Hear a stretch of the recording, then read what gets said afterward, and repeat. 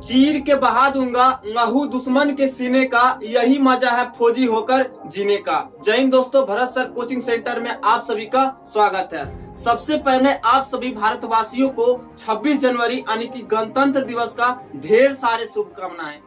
दोस्तों, ये गणतंत्र जो वर्ड होता है, गणतंत्र का आखिर अर्थ क्या होता है? अगर गणतंत्र को हम लोग संक्षेप में तोड़ते हैं तो गण प्लस तंत्र होता है। और गण का अर्थ कहने का मतलब होता है नागरिकों का समूह, जबकि तंत्र कहने का अर्थ होता है शासन व्यवस्था। यानी कि सीधा सीधा समझिए, नागरिकों का समूह का शासन व्यवस्था को हम लोग गणतंत्र कहते हैं। दोस्तों, ये जो गणतंत्र वर्ड है ना, हमारे प्राचीन भारत में संस्कृति में देखा जाए, प्राचीन भारत में तो ऋग्वेद में 40 बार और जबकि अथर्ववेद में 9 बार और पुरानी ग्रंथों में अनेकों बार वर्णन किया गया है।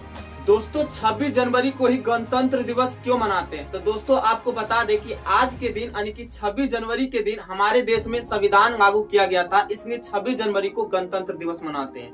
जब हमारे देश पर अंग्रेजों का अधिकार था तो 15 अगस्त 1947 को हमारे देश को आजादी मिली थी।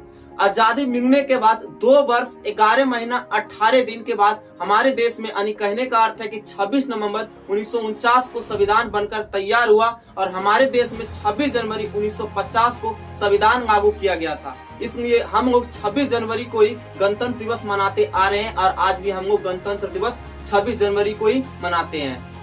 दोस्तों, अगर हमारे देश में संविधान नहीं होता तो क्या होता? आप सुनकर दंग हो जाएंगे। देश की तरक्की और उन्नति नहीं होती और जो गरीब जनता है उसको अपना अधिकार नहीं मिलता। आज हमारे देश में 4 करोड़ जनसंख्या बेरोजगार है। अगर वहीं संविधान नहीं होता तो 40 करोड़ लोग बेरोजगार होते। और दोस्तों, बेरोजगारी का सबसे बड़ा कारण बताए ना दोस्तों, तो ये हमारे देश का नेता है। आज बीजेपी कांग्रेस का बुराई करता है, कांग्रेस बीजेपी का बुराई करता है। कोई हिंदू का पक्ष लेता तो कोई मुसलमान का पक्ष लेता, दोनों आपस में लड़ते हैं। तीसरा में हम लोग बुरा में जाते हैं कि जो गरीब बच्चे उनको शिक्षा का अभाव होता है। तो सबसे बड़ा कारण है हमारे देश का नेता। ये नेता के कारण हमारा देश विकास नहीं हो रहा। आज हमारे देश विकासशील है तो सबसे बड़ा जड़ यही है। एपीजे अब्दुल कलाम जाते जाते कह दिए थे कि हमारे देश की तरक्की तभी होगी जब बिहार की तरक्की होगी। बिहार की तरक्की के बिना देश की तरक्की संभव नहीं है।